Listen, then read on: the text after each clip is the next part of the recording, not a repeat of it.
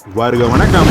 இங்கிலீஷ்ல இந்த ஷால் ஆனது பியோட சேர்த்து ஷால் பீன்னு வர்றப்போ அதோட மீனிங் என்னவா இருக்கும், சென்டென்சஸ்ல அதெல்லாமே எப்படி இருக்கணும், எந்தெந்த டென்ஸ்ல வரணும் எல்லாத்தையுமே எக்ஸாம்பிள்ஸோட தெரிஞ்சுக்க ரெடியா இருக்கிறோம். நோட்ஸ் எடுக்க நீங்களும் ரெடியா இருந்தா வழக்கம் போல சேர்ந்து சொல்லுங்க. வாங்க வீடியோக்குள்ள போலாம்.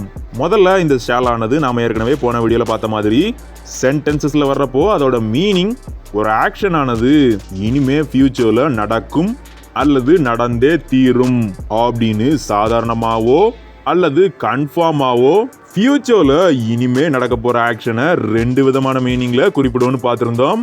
அப்படி வர்றப்போ இங்கிலீஷ்ல பர்சனல் ப்ரொனவுன்ஸா இருக்கக்கூடிய I, we, you, he, she, it, they இதுல எல்லாத்துக்குமே யூஸ் பண்ணிக்கலாம். ஆனா நாம ரெண்டு விதமான மீனிங்ல யூஸ் பண்ண போறோம். அப்போ ஃபர்ஸ்டா இருக்கக்கூடிய சாதாரணமான மீனிங்ல ஒரு ஆக்ஷன் இனிமே நடக்கும் அப்படிங்கறத மட்டும் எங்க குறிப்பிடும்னு கேட்டா எல்லாருமே சொல்லிருவீங்க.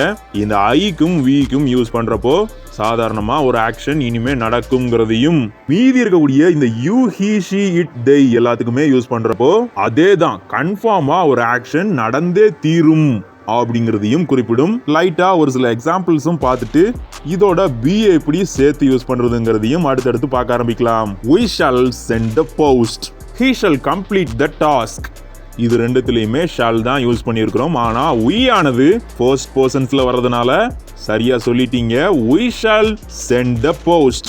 நாம இந்த போஸ்ட அதாவது அஞ்சலை அனுப்புவோம் அப்படின்னு சாதாரணமா இந்த ஆக்ஷன் இனிமே நடக்கும்ங்கிறத மட்டும் குறிப்பிடும். ஆனா ரெண்டாவதா இருக்கக்கூடிய he shall complete the task அப்படின்னு சொல்றப்போ இந்த இடத்துல he ஆனது தேர்ட் பர்சன்ஸ்ல வந்துரும். சரியா சொல்லிட்டீங்க. இந்த இடத்துல கன்ஃபார்மா சொல்லியாகணும்.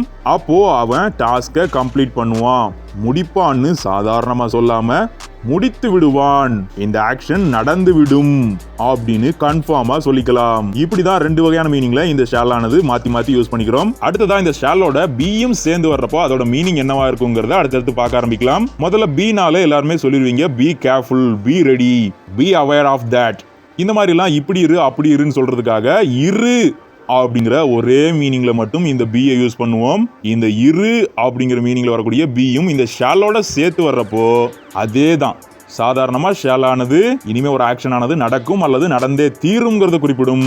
அப்போ இருங்கிற மீனிங்ல வரக்கூடிய இந்த பியும் சேர்ந்து வர்றப்போ ஏதாவது ஒண்ணு இருக்கும் அல்லது இருந்தே தீரும் அப்படிங்கறத மட்டும் குறிப்பிடும். எக்ஸாம்பிள்ஸ் பாருங்க. When you reach the place, I too shall be there. ஒரு குறிப்பிட்ட இடத்தை நீங்க ரீச் பண்றப்போ அங்க நானும் இருப்பேன்.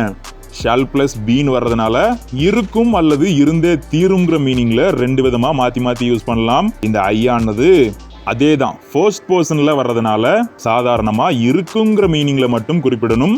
அப்போ ஐ ஷால் பி தேர்ன்னு சொல்றதுனால நானும் அங்கே இருப்பேன் அப்படின்னு சாதாரணமா சொல்லிடலாம். அடுத்த எக்ஸாம்பிள் பாருங்க.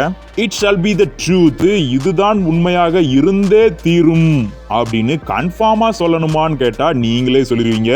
இந்த இட் ஆனது தேர்ட் பர்சன்ஸ்ல வரும். அப்போ கன்ஃபார்மா இது உண்மையாக இருந்தே தீரும் அப்படின்னு கன்ஃபார்மா சொல்லிடலாம். அது மாதிரியே he shall be the thief. இவன் தான் திருடனாக இருப்பான் அப்படின்னு சாதாரணமா சொல்லணுமா அப்படின்னா he ஆனதும் தேர்ட் பர்சன்ஸ்ல வரும். அதனால கன்ஃபார்மா அவன் தான் திருடனாக இருந்தே தீருவான் அப்படின்னு அவன் தான் கன்ஃபார்மா சொல்லிடலாம். அடுத்ததா they shall be at the office. இங்கேயுமே அவங்க ஆபீஸ்ல இருப்பாங்க அப்படின்னு சாதாரணமா சொல்லாம கண்டிப்பா இருந்தே தீருவார்கள்.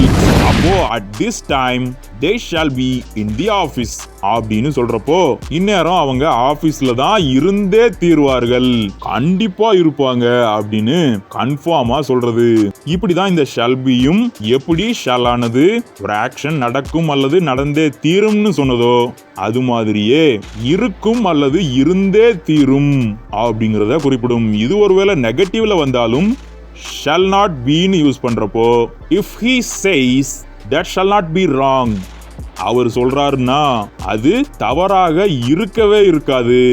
இந்த மாதிரி நெகட்டிவ்ல வந்தாலும் இந்த shall beக்கு நடுவுல நாட் மட்டும் சேர்த்து இருக்கும்ங்கிறத இருக்காதுன்னும் கண்டிப்பா இருந்தே தீரும்ங்கிறத கண்டிப்பா இருக்கவே இருக்காது அப்படிங்கிற மீனிங்லயும் குறிப்பிடும். சோ ஒட்டுமொத்தமா இந்த ஷல் ஆனது எப்படி சென்டென்சஸ்ல வருது, எப்படி ரெண்டு விதமான மீனிங்ல பாசிட்டிவ்லயும் நெகட்டிவ்லயும் குறிப்பிடுதுங்கிறது இப்போ உங்களுக்கு தெளிவா புரிஞ்சிருக்கும். ஆனா இந்த இடத்துல டென்சஸ நோட் பண்ணும்போது இது எல்லாமே சிம்பிள் ஃபியூச்சர் டென்ஸ்ல வந்திருக்குது. இந்த ஷால் பி ஆனது ஷால் பீன் வந்தாலும் அல்லது ஷால் நாட் பீன் வந்தாலும் கூடவே எந்த ஒரு மெயின் வேர்பும் இல்லாம இருக்கும் அல்லது இருந்தே தீரும். He shall be there, I shall be there. இந்த மாதிரி கூட எந்த ஒரு ஆக்ஷன் வேர்ட், அதாவது ஆக்ஷனை குறிக்கக்கூடிய எந்த ஒரு மெயின் வேர்பும் இல்லாம shall be அப்படின்னு இது மட்டும் வந்தா இதெல்லாமே சிம்பிள் ஃபியூச்சர் டென்ஸா இருக்கும். இதையும் நோட் பண்ணிக்கங்க. இந்த சிம்பிள் ஃபியூச்சர் டென்ஸ் மட்டும் இல்லாம கூடுதலா இந்த ஷால் பி ஆனது ஒரே ஒரு டென்ஸ்ல மட்டும் வரும். அதுதான் ஃபியூச்சர் கண்டினியூஸ் டென்ஸ். இதை நாம ஏற்கனவே போன வீடியோலயே பார்த்திருந்தோம். இப்படி வர்றப்போ இந்த ஃபியூச்சர் கண்டினியூஸ் டென்ஸ்ல இதோட வேர்ப் ஃபார்மட் ஆனது ஷால் பிளஸ் பி பிளஸ் கூடவே ஐஎன்ஜி வேர்ப்னு நாமெல்லாம் சொல்லிட்டு இருக்கக்கூடிய இந்த present participle form of main verb, writing, drinking, speaking, walking, இது மாதிரியான present participle form of main வேர்பையும் சேர்த்து யூஸ் பண்றப்போ அந்த இடத்துல ஃபியூச்சர் கண்டினியூஸா இந்த ஷால் பி பிளஸ் பிரசன்ட் பார்ட்டிசிபிள சேர்த்து யூஸ் பண்றப்போ சரியா சொல்லிட்டீங்க, ஒரு ஆக்ஷன் நடந்து கொண்டிருக்கும், இனிமே ஃபியூச்சர்ல நடந்துட்டு இருக்கும். இந்த மாதிரியான மீனிங்ல தான் வரும். எக்ஸாம்பிள் பாருங்க. We shall be watching the movie. நாம் அல்லது நாங்கள் படம் பார்த்து கொண்டிருப்போம். இந்த ஆக்ஷன் நடந்து கொண்டிருக்கும்ங்கிறத குறிப்பிடுறதுக்காக shall plus be plus watching present participle form of main verb-ஐயும் சேர்த்து யூஸ் பண்றோம். He shall be reading the novel. அவன் புதினம் வாசித்துக் கொண்டிருப்பான். இந்த ஆக்ஷன் கண்டிப்பா ஃபியூச்சர்ல நடந்து கொண்டிருக்கும். The train shall be reaching the station at this time. இந்நேரம் ட்ரெயின் ஸ்டேஷனை ரீச் ஆயிட்டு இருக்கும், சென்றடைந்து கொண்டிருக்கும். இந்த மாதிரியான மீனிங்ல எல்லாம் இந்த shall be ஆனது ஃபியூச்சர் கண்டினியூஸ் டென்ஸ்ல ஐஎன்ஜி வேர்ப்னு நாமெல்லாம் சொல்லிட்டு இருக்கக்கூடிய present participle form of main வேர்போட சேர்த்து வர்றப்போ ஒரு ஆக்ஷன் கண்டினியூ ஆகிக்கிட்டு இருக்கும் அப்படிங்கிறதையும் குறிப்பிடும். சோ ஒட்டுமொத்தமா இந்த ஷால் பி பத்தி டீடைலா பார்த்து முடிச்சிருக்கிறோம். ஷால் பி ஆனது இருக்கும் அல்லது இருந்தே தீரும் அப்படின்னு பாசிட்டிவா குறிப்பிடும். நெகட்டிவ்ல வர்றப்போ இருக்காது அல்லது இருக்கவே இருக்காது அப்படிங்கிற மீனிங்லையும், ஒருவேளை ஃபியூச்சர் கண்டினியூஸ்ல பிரசன்ட் பார்ட்டிசிபிளோட சேர்த்து வர்றப்போ ஒரு ஆக்ஷன் ஆனது நடந்து கொண்டிருக்கும் அப்படிங்கிறதையும் குறிப்பிடும். இது எல்லாத்தையுமே டீடைலா பார்த்து முடிச்சிருக்கிறோம். அடுத்ததா இந்த ஷால் ஆனது கேள்வியா வர்றப்போ இன்ட்ராகேட்டிவ் சென்டென்சஸ்ல எப்படி எல்லாம் வருங்கிறத அடுத்த வீடியோல ரொம்பவே டீடைலா இது மாதிரியே தெரிஞ்சுக்க இருக்கிறோம். சோ வழக்கம் போல இது வரைக்குமே உங்களுக்கு இருக்கக்கூடிய டவுட்ஸ் எல்லாத்தையுமே மறந்துடாம கமெண்ட் பாக்ஸ்ல கேட்டு வச்சிருங்க. நீங்க ஒருவேளை இவ்வளவு தூரம் இந்த வரைக்கும் இந்த வீடியோ பார்த்துட்டு இருந்தா மறந்துடாம இந்த வீடியோக்கு ஒரு லைக் பண்ணிக்கங்க. லைக் பண்ணிட்டு அப்படியே தொடர்ந்து இணைந்திருக்க நம்ம சேனல் Intellect.